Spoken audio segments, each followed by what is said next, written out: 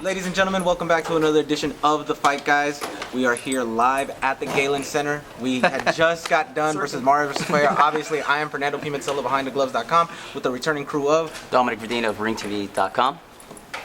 Steven Cordeño, KO Artist Sports on YouTube, and live on YouTube right now too. And Frederick Hawthorne with Barbershop Conversations. Now, obviously, we had a great night of boxing here. First off, let's start with Charlo versus Williams. Everybody thought this was a 50-50 fight. Most 50-50 fights end in a 12-round decision. This one had basically an outcome that no one expected, and that's Charlo knocking J-Rock out. Your thoughts on what we saw, how big Charlo looked, and just the entire match. Your thoughts on it? Well, a lot of fight fans had it 50-50, as you mentioned. And on Twitter, people watching the fight on Front Row had the fight 2 rounds apiece. Me personally, since when Charlo landed that jab, which I don't know how that hurt J-Rock, but I mean, when he went down, I felt like he didn't have his legs under him for the rest of the fight. I don't know. Did you see that? I know it's a little upsetting for you, but we got to speak the truth here. I just saw from No, I the don't. first round, he didn't have his legs. I don't. It was hard to see, man. It was difficult. No, I gave you that look because the trainer said the same thing. Oh, And okay, I was like, oh, you just mimicking. No. You want to seem like you, but Man, don't give out his secret, bro. But when the fight ended, I said I felt like a family member lost. You know, because I obviously was a fan from J-Rock from afar. Charlo rarely does interviews, so I really get no interpersonal interaction with him. And looking into Breadman's eyes, looking into J-Rock's eyes for the past 4 days, it's like I believe that he had the internal fortitude, thank you, to pull the fight off, because I thought it was going to go into the later rounds. And Charlo, recent history, especially against in May, he fought the veteran.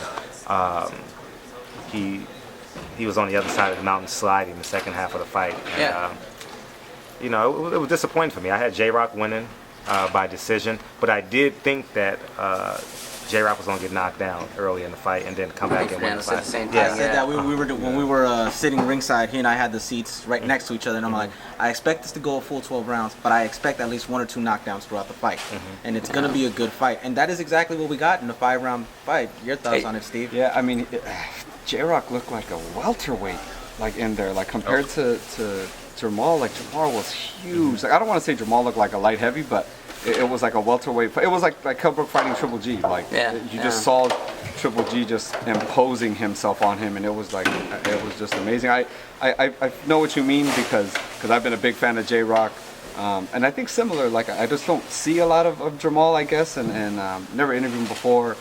Even when I interviewed him at the press conference, he was just probably hungry and just He don't let you in. He doesn't let you in. And J-Rock is a little short, but I feel like, you know, he's a little more like when you kind of say something that he wants to talk about, he'll kind of engage you, you know. But congratulations to Jamal. He looked phenomenal. He definitely, you know, afterwards when I interviewed him, he was definitely a lot more opened up. So appreciate that, Jamal. But yeah, he looked towering over him. If he moves up to 160, I mean, he's a player now. Like we all talked about it. You know what I mean? Like player. We all talked about it going into this fight. We were like, this is a super fight. This should be, you know, possibly pay-per-view. But we're all of us were hyping this up, and we got to give the man his due. Like he knocked him out, looked phenomenal. I mean, he's up there now. He's you know, they got to talk about him now. When I was talking to Steven Edwards, aka Breadman, there's just so much emotions invested into this fight that I got drawn into it, and I really did feel for Steven Edwards. I felt for J-Rock, and something told me that J-Rock would be able to pull this out, but when he got knocked down, he just never was able to recover. But I know what you mean, because speaking to Steven Edwards and speaking to J-Rock, he kind of just felt for them a little more. They're a little more inviting too. So with that being said, though, you know, congratulations to Charlo, man. He pulled off a huge win. And he made a fan out of me. Yeah. I mean, I'm a fan. And he looked good. Yeah. He looked good doing it too. Fuck yeah, he did. And to add to him, you know, the underdog story. We all heard everything that Julian Williams went through to get to this point and where he's at right now in life. So that's another reason why we were all pulling for him. Yeah, exactly. That's another reason. But talk about the antics at the end. Obviously, it was cool to see here in the press conference a couple of hours afterwards that, you know, they made up, they spoke and everything like that. They shook hands. But the antics in the ring after the fight, a lot of people got heated about that.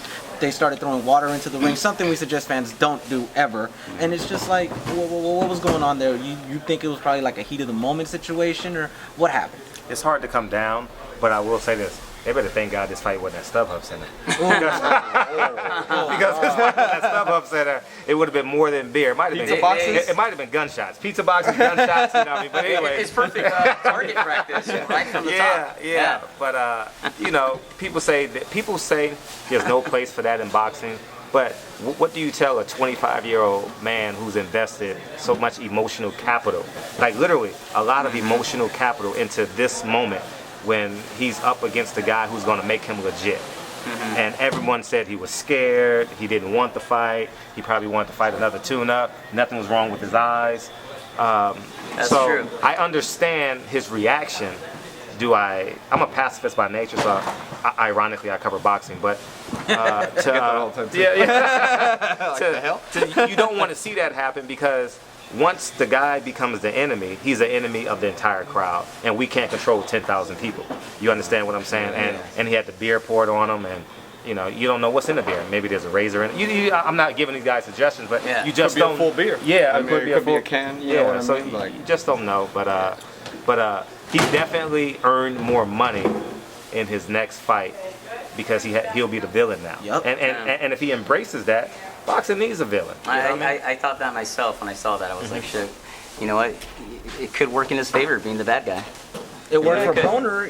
As long as he keeps winning and everything, it worked for Broner. It worked for Floyd, as Richard Schaefer told us. It worked for Conor McGregor in the UFC. Yeah. You know what I'm saying? So as long as Charlo can do what he did tonight and continue to play that role, he'll be making it big in boxing. I don't know though. I mean, the examples you just gave, like Broner and Mayweather, like they like the camera. They like, you know, when Floyd was the first one. He's got a point though. With You De do have a La point Hoya, there, you know yeah, what I mean? that's And true. he was like, he loved it. He's like, yeah, are you gonna put a camera on me 24/7? Hell yeah, let's do it. Like Jamal's Charlo not like doesn't that. get intimate with you. Yeah, like so. Camera, I fans, you're think right. I just Good think point. his emotions got the better of him. I don't think he really wants that. I think right. I think he was just pissed off. I think the sentiment we all had is that we kind of felt for J-Rock, we felt for Breadman, and I think he probably felt that from other media members and kind of Everybody's like, like you know what I mean? favoring It's the like, other okay, kid, you guys are yeah. asking me stuff kind of Yeah, like I'm the verbal champ, J-Rock. communication. You know what I Right. mean? Like, I'm the champ. I work hard too. You know what I mean? That's true. So Good points. I think he had all that, and he was just pissed off. Like, fuck that. Like, I just won. Like, I won dominating. I beat the shit out of this guy that you guys all thought was gonna dominate me or beat me, and it just the heat of the moment got to him. It's sad too, because I don't. That's what's tough about boxing. Is like all these kids, you know, like in their young 20s, invest so much time and so much work, and they work so hard to become champions, just to be taken away from them, their dreams, within just a matter of seconds. You know, getting knocked out the way J-Rock did. It's so troubling. But here we are talking about the sport because we love it so much. But it's tough, man. It really, really is. It really breaks my heart to see someone go through something like that really wanted it so badly and just get taken away. And you could be surging too. J-Rock was surging. You said he didn't have his legs underneath him, and he's surging. I had him winning the last 2 rounds of the fight prior. I had him actually winning the round he got knocked out in, similar to the Amir Khan Canelo fight. And but one punch, Hasim Rahman. I mean, these type of moments just change your life financially forever. You know what I mean? And Charlo's in position now where he literally can say, I want to fight this guy, make it happen, and make it public because of the display he had on. And now it puts the pressure on the other opponent in which he calls out. But I don't think he's that kind of guy. But I think he needs to create leverage. Well, he may not have to do that because we all saw what happened here in the press room. Demetrius Andrade right there called him out in front of everybody, media and all. His twin brother sat over there getting closer to Demetrius, like, something's gonna happen. It's gonna happen here. You know what I'm saying? And some people will call it disrespectful, but sometimes you need that in boxing. You need to create that story. I think that storyline. I think What Boo he needs created. it. Mosley, I think we Boo was got the guy who needs Mosley Mayweather. They did that there. You know, we have examples of it happening. Joshua and Klitschko tonight works. and everything, and we'll talk more about that in a minute. But let's move on from that to the main event of tonight. Abner Mares versus Jesus Cuellar. Great fight. Abner Mares went with the game plan perfectly. He strategically won the fight in a beautiful, brawling boxing effort, and it was just an entertaining fight nonetheless as well. Your guys' recap and your guys' thoughts on the fight, and where do they both go from here? Man, congrats to him, man. I mean, Who's him? Abner. Okay. Yeah. That's Abner. Yeah, that's a player. Well, it could be I Robert. think it's about your boyfriend. I mean, I don't know. I don't know what you're talking about. The basket of baguettes, you know? Yeah, no, damn man, he looked phenomenal. Knocked him down in the 11. Didn't look shook by any punches, and everyone thought as soon as he gets tagged, you know, he's gonna go down. All that, like, he just, after a year of not fighting, the eye issue, coming off a loss, those moments, all that. I mean, it's you could see it in his face afterwards. He was elated, and he should be, man. Congrats to him. Split decision. That judge was on crack.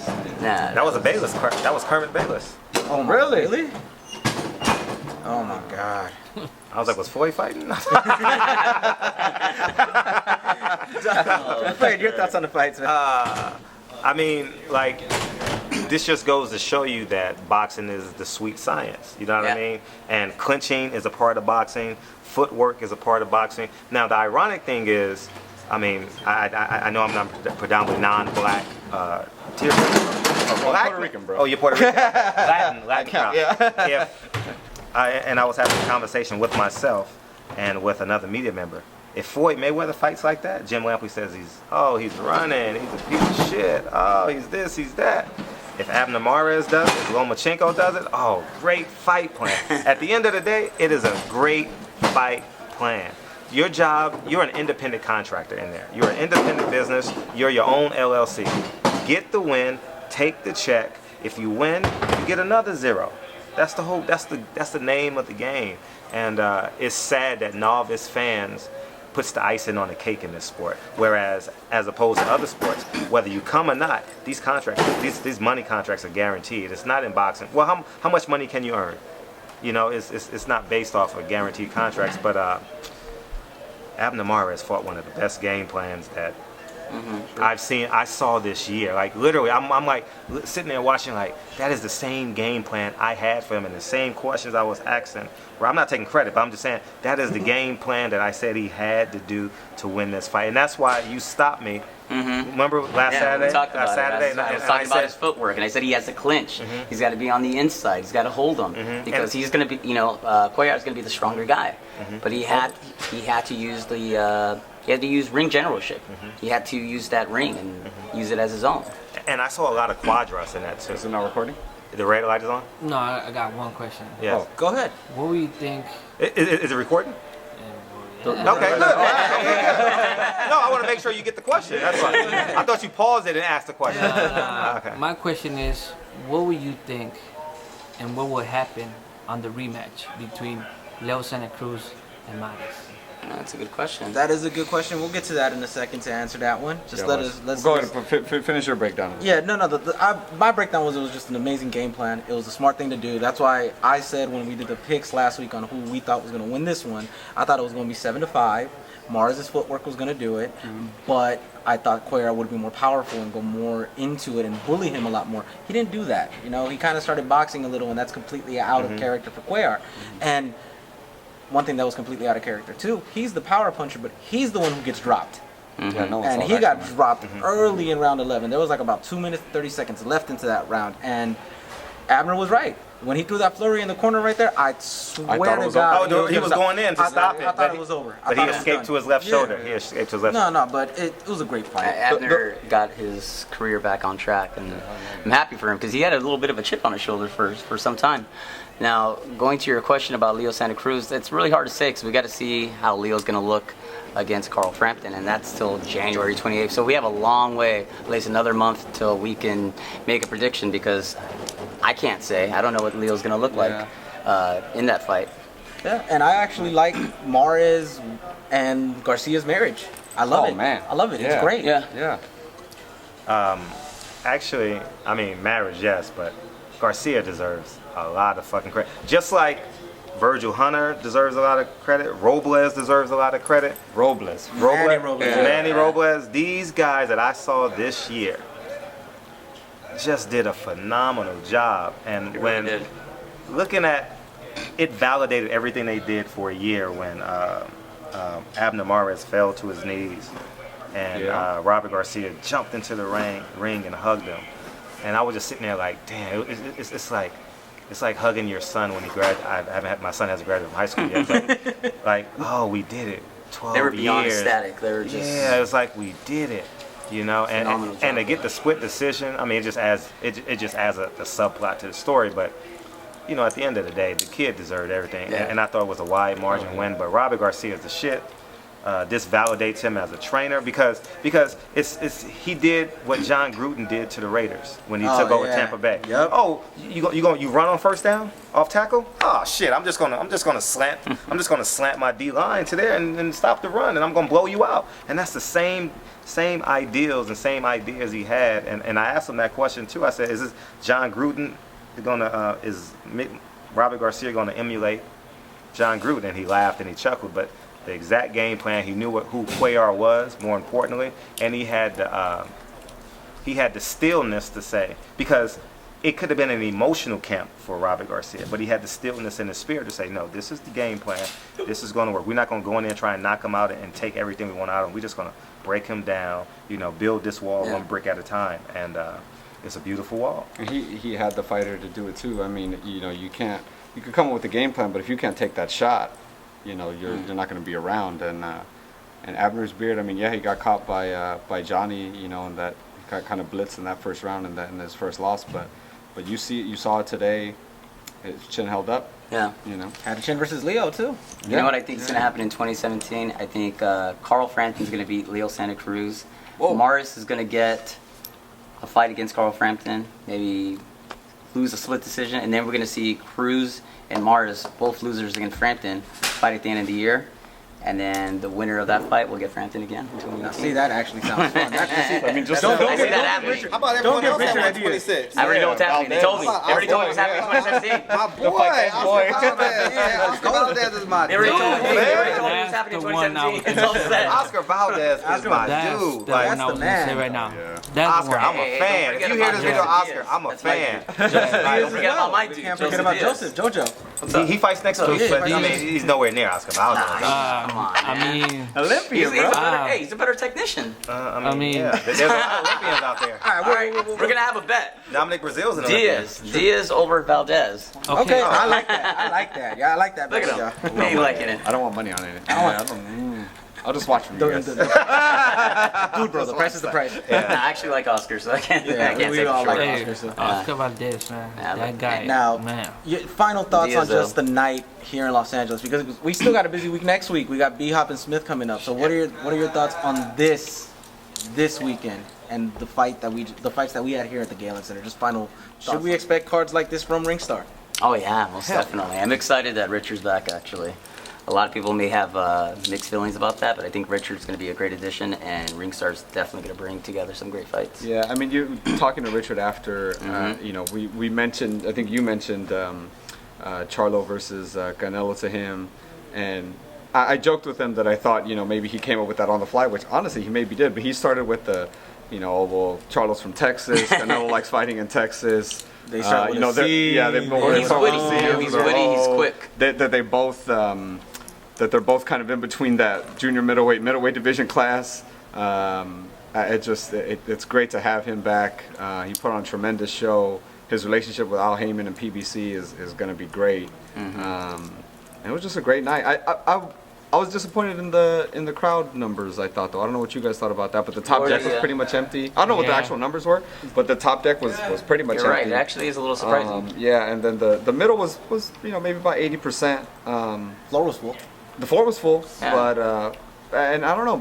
I don't know why that was, but you guys missed out for not coming because tickets were cheap, and Oh, it was yeah, like they 20% off this $35, week. yeah. I mean, yeah, you could hit up my boy Fern for tickets next time. You love boxing. You gotta support but boxing. yeah, no, it's you guys missed out because it's a great card. So don't do that again. Show up to Vegas. He told you. The good thing about being in LA is we get these fights because they can't put on fights in New York and consistently, and because of the inclement insurance weather, thing now. Yeah. the insurance now and the inclement God, weather. I know. And I mean, Richard Schaefer got off to a great start, and but like you said, you can't. The jockey is only as good as his horse, and we had 16 good horses, 12 good horses tonight, you know, from top to bottom, to the 4-round fights, to Speedy Morris getting a draw, to That Lipitz Russian getting kid, into yeah. it. He was Russian winning the kid, fight. yeah. He was winning the fight, I heard. Yeah. He was winning the fight and got knocked out. Yeah. I was running around trying to steal Yeah, some yeah. interviews, The fight was you know what going I mean? back and forth, a little bit of a seesaw. but yeah. And you know, Lubin was on the card. Lubin was on the card. Josecito Lopez was Hugo the Centeno. Josecito Lopez was the first Opener. fight. Can you believe that? Can you believe that? That's how good the card is. That's how good the card was. If he was the opener. Yeah, you know, but you know, thank you. I mean, who enjoys getting on the 15? You know, if you're a media member in LA. You know, I don't enjoy driving 4 hours to Vegas. I like driving 15 minutes. You know, and getting there. So I mean, it's just a blessing that we're able to cover fights and we actually live in the city in which where many fights occur. So, great night. In terms of what was in the ring, it is our responsibility as media members and as PR members of PBC and Ringstar to get these fans here and to create these storylines. That's why, coincidentally, those 5,000 fans that was here, they're not going to forget Charlo. Oh no, they're They're not not. gonna forget Oh Charlo. no, they're not. They're not going to forget Charlo. And when he fights again and put him against a Mexican in LA again, you know, The ones that didn't show up and saw it on TV, they're Are you coming to see kidding me? that. Not Are only you because they kidding hate me? him because of what he did to J-Rock, but because he's fighting a Mexican. put him against a Mexican in LA. I mean, I don't know who he is or what he can do. He obviously it won't be Canelo, but I'm just saying it makes sense now. You know what I mean? If 5,000 people hate him, you can't imagine 100,000 people hate him In Texas. in Texas and on TV. You know, so exactly. it makes sense. So I'm excited to see what happens next. You know. Obviously, it was a great night here in Los Angeles. We're going to end it off here. Tell you guys thank you for tuning into our recap. Thank you for tuning into Showtime and watching these fights. These are the fights that you need to come out to and support, as Steven said. Fernando Pimentel for The Fight Guys and Behind the Gloves. Dominic Medina of RingTV.com and IFL TV over in the UK.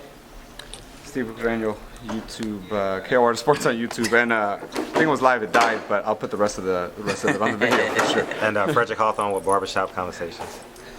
Fernando Pimentel for The Fight Guys saying we'll see you guys at the fights. And like he said, if y'all need tickets, hit me up. Thank you. Did you